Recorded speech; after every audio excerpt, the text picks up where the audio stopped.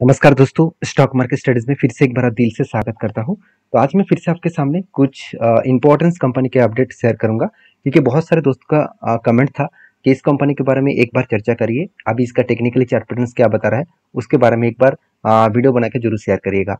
तो चलो देख लेते हैं कौन सा कंपनी है इस वीडियो के अंदर। सबसे पहले जो कंपनी है जिसका नाम है डेविस लैबोरेटरीज। तो डेविस लैबोरेटरीज आप सभी जानते हैं इंडिया के एक पॉपुलर देखा जाए तो फार्मास्यूटिकल्स कंपनी है, जो देखा जाए तो इंडिया के number one pharmaceuticals industries company है।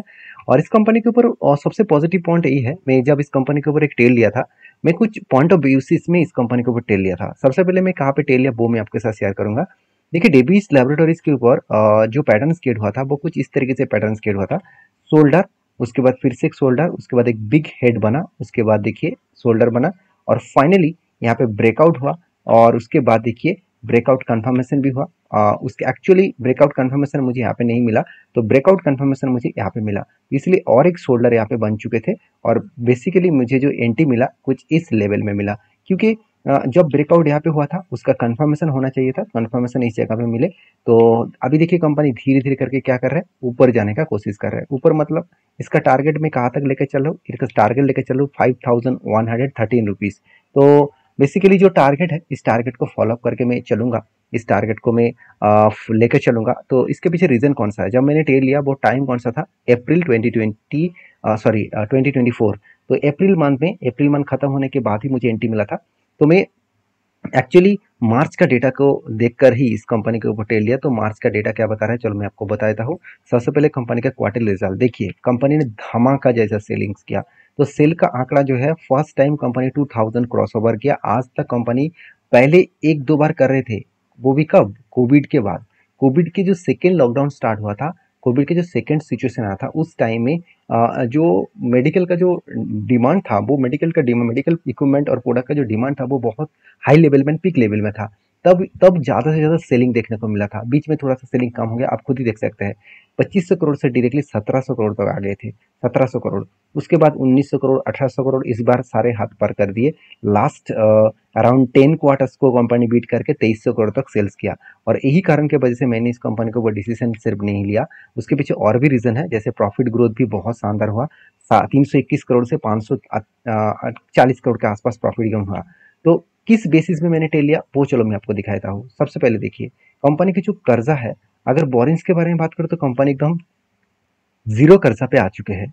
मगर कंपनी के जो रिजर्व है वो 2000 करोड़ से 12000 तक पहुंच चुके हैं। मतलब 6 टाइम्स कंपनी खुद के रिजर्व को बढ़ा चुके हैं।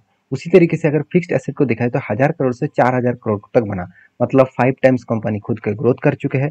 अभी कंपनी इसके ऊपर दो गुड पॉइंट्स आपके साथ शेयर करूंगा। पहले देखिए, जिस कारण के वजह से मैंने टेल लिया, ट्रेड रिसीवेबल के बारे में बात करूँ तो इस बार कंपनी के 2100 करोड़ का ट्रेड मिला, और हाथ में कैश कितना आया, करीबन 4000 करोड़ के आसपास।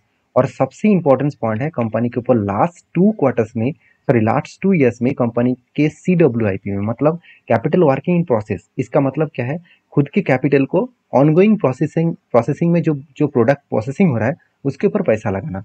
तो इस बार ऑनगोइंग प्रोसेसिंग में कंपनी 778 करोड़ का पैसा लगाया।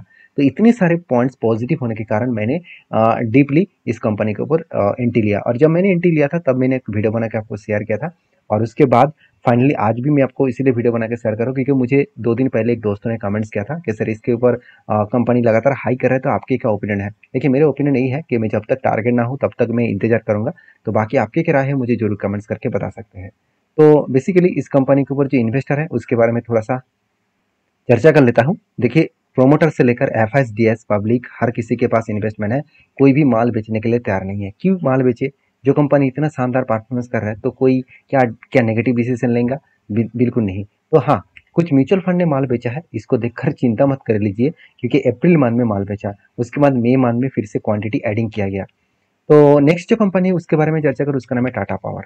देखिए Tata power one of my favourite company है। इस कंपनी के ऊपर मैं इन्वेस्टर भी हूँ, और उसके साथ साथ जब जब मुझे एज ए स्विंग ट्रेडिंग मिला तब तक मैं ट्रेड भी लेता हूँ। तो इस कंपनी के ऊपर फाइनली क्या मेरा कोई ट्रेड है, चलो वो मैं आपको दिखाता हूँ। देखिए फाइनली जब मुझे एक ट्रेड मिला था, कुछ इस तरीके से रेंज बना था, उसके बाद फाइनली जब ब्रेकआउट हुआ। देखिए मैं पहले बोलता हूँ, मैं सबसे पहले मैं आपको ये चीज़ समझा देता हूँ।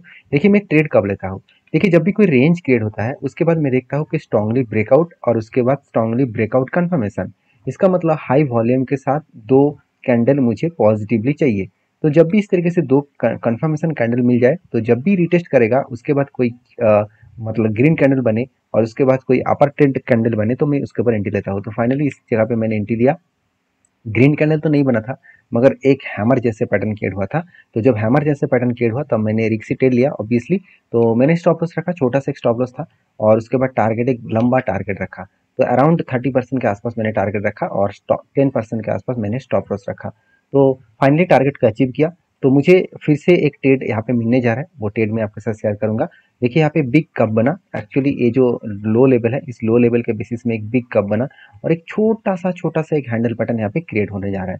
तो छोटा सा एक हैंडल पैटर्न क्रिएट होने जा रहा है। तो इस हैंडल पैटर्न कंप्लीट हुआ तो यहाँ पे एक बिग ब्रेकआउट होगा, और ब्रेकआउट होने के बाद यहाँ पे 19% के आसपास टारगेट मिलने का चांसेस है। तो जब ब्रेकआउट करेगा और ब्रेकआउट कंफर्मेशन करे तो मैं जरूर यहाँ पे कुछ डिसीजन लेने वाला हूँ। तो इस डिसीजन लेने से पहले कुछ गुड पॉइंट्स मैं आपके साथ शेयर करूंगा। ऐसे कंपनी लगातार क्यों भागते चले जा रहे हैं, उसके पीछे रीजन कौन सा है, वो रीजन तो पहले समझिए।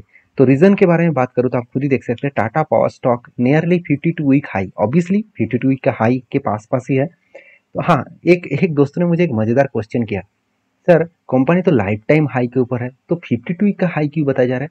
देखिए, अगर किसी कंपनी ने एक बार भी स्प्लिट बोनस और डिविडेंड नहीं दिया, ध्यान से सुनना, स्प्लिट बोनस और डिविडेंड नहीं दिया, तो उस कंपनी का प्राइस कभी भी एडजस्टमेंट नहीं हुआ, तो वो लगातार भागते चले जा रहा है, तब उसको कहा जाता है लाइफ टाइम हाई।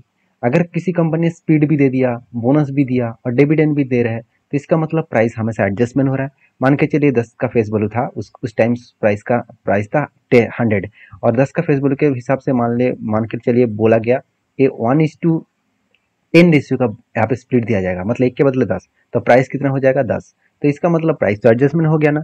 तो जब फिर से अगर 100 तक गए तो उसका लाइफ टाइम हाई नहीं कहा जाएगा, उसको कहा जाएगा 52 वीक का हाई। तो आई होप आप समझ चुके होंगे।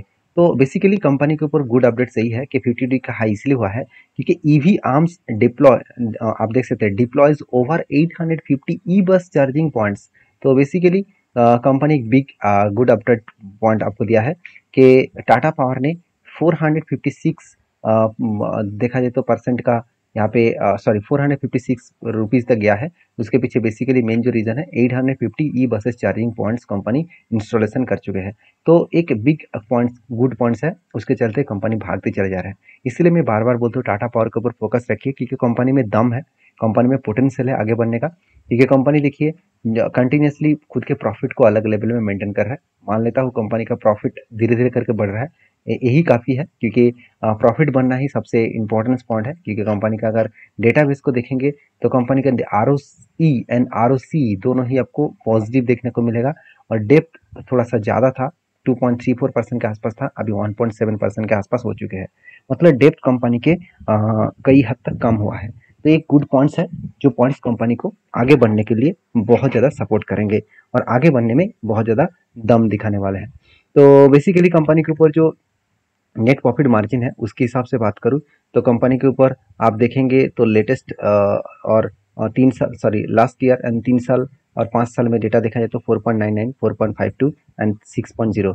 तो ओवरऑल नेट प्रॉफिट जो है वो नेट प्रॉफिट मार्जिन थोड़ा सा बढ़ता हुआ देखने को मिले, जो पहले बहुत कम था। और ये सारे पॉइंट्स के कारण पॉजिटिवली इस कंपनी के ऊपर सारे इंस्टीट्यूशन भी सोचते हैं। अगर इंस्टीट्यूशन के बारे में बात करूँ तो सबसे पहले मैं म्यूचुअल फंड के बारे में बात करूंगा। म्यूचुअल फंड ने last March and April month में अच्छा खासा क्वांटिटी एडिंग किया। इसका मतलब वो जानते हैं इस कंपनी अपकमिंग टाइम्स में और भी बड़ा होने वाले है। तो बाकी आपकी क्या राय है जरूर कमेंट्स करके बताना। नेक्स्ट जो कंपनी उसका नाम है सुजलॉन एनर्जी लिमिटेड। तो सुजलॉन के ऊपर मेरा जो ट्रेड था, मुझे लग रहा है अभी वो टारगेट अचीव करने के लिए तैयारी कर रहा है। तो टारगेट के नज़दीक भी है। तो वो कहाँ पे नज़दीक है, चलो मैं सबसे पहले आपको दिखा देता हूँ। आप देख सकते हैं बहुत दिनों पहले मैंने कप विद हैंडल बेसिस में एक एंट्री लिया था। एंट्री किस बेसिस में लिया, ध्यान से देखना, कुछ नया सीखने को मिलेगा। देखिए, जब भी कुछ इस तरीके से पैटर्न बने, आपको डायरेक्टली इसको ब्रेक करने के बाद एंट्री नहीं लेना है। आपको ये देखना है कि ब्रेकआउट हुआ क्या नहीं हुआ, उसके बाद ब्रेकआउट के ऊपर और एक ग्रीन कैंडल हुआ क्या नहीं हुआ, तो इसको कहा जाता है ब्रेकआउट, और सेकंड कैंडल को कहा जाता है ब्रेकआउट कंफर्मेशन। तो जब कंफर्मेशन होगा तो उसके ऊपर एंट्री लेना है। तो मैं क्या करता हूँ, मैं इसके ऊपर कभी भी एंट्री नहीं लेता हूँ। हाँ, अगर बड़ा टारगेट है तो मैं एंट्री ले लूंगा, अगर छोटा टारगेट है तो ऑब्वियसली मैं इंतजार करूंगा। अगर नीचे अगर फिर से टच करे तो मैं एंट्री लूंगा, अगर यहाँ पे डायरेक्ट जाकर टारगेट अचीव कर दे तो मैं एंट्री नहीं लूंगा। तो क्या हुआ, टारगेट ना होने से पहले ही नीचे आ गया, इसको टच किया, तब क्या बन गया, यहाँ पे एंट्री बना। और एंट्री बनने के बाद देखिए कंपनी धीरे धीरे करके क्या हुआ, कंपनी ऊपर गया, ऊपर गया, ऊपर गया। अभी देखिए टारगेट के नजदीक जा रहा है। तो मुझे लगता है टारगेट जल्द से जल्द मिलने वाला है, क्योंकि जब मेरे एंट्री हुआ था, एंट्री लेवल से मैं करंट लेवल तक देखूँ तो ऑलमोस्ट मुझे 12% का 16% का रिटर्न मिला 121 दिन में। कोई बात नहीं, और भी कुछ दिन लगा दे, 130, 140, 150 दिन भी अगर लग जाए तो भी कोई फर्क नहीं पड़ेगा, क्योंकि 22% का रिटर्न 6 मंथ में मिलना इतना आसान नहीं है। तो हर चीज़ों को समझते हुए सीखते हुए काम करना पड़ेगा। तो इसीलिए मेरे चैनल के ऊपर बने रहिए। मैं आपको हमेशा सिखाता रहूँगा, क्योंकि मेरा काम है सिखाना, आपका काम है सीख कर उसके ऊपर रिसर्च करके काम करना। क्योंकि ब्लाइंडली किसी के बात सुनकर काम मत करना, मेरे बात सुनकर भी काम मत करना। वहाँ पे आपको लॉसेस होने का चांसेस रहेगा। इसलिए आपके सेबी रजिस्टर्ड एडवाइजर के साथ बातचीत करके ही काम कर लेना। तो नेक्स्ट जो कंपनी है उसके बारे में बात करूँ, उसका नाम है टाटा एल्क्सी। टाटा एल्क्सी के ऊपर लास्ट 1 साल में देखा है तो कंपनी में कुछ खास परफॉर्मेंस नहीं है, उल्टा कंपनी के ऊपर लॉसेस चल रहा है। मतलब कंपनी का जो लो था, मतलब जहाँ पे ओपनिंग लो था उससे कंपनी नीचे चल रहा है, इसका मतलब लॉसेस चल रहा है। लॉसेस चलने के बाद भी कंपनी के ऊपर देखा है तो बोनस के बारे में बात करूँ तो कंपनी जल्द से जल्द 1:1 रेशियो का फिर से एक बार बोनस देने वाला है, क्योंकि 2018 में बोनस दिया था, उसके बाद आज तक एक बार भी बोनस नहीं दिया। हाँ, डिविडेंड कंपनी दिया है 25 जून। तो 25 जून में कंपनी आपको क्या करने वाला है, डिविडेंड देने वाला है। कितने रुपीज़ का, 70 रुपीज़ का डिविडेंड देने जा रहा है। तो बहुत बड़ा तगड़ा डिविडेंड मिलने वाला है। तो आई होप वीडियो में जानकर अच्छा मिला होगा। अगर मिला है तो चैनल को सब्सक्राइब करना, दोस्तों के साथ भी शेयर करना। Thank you.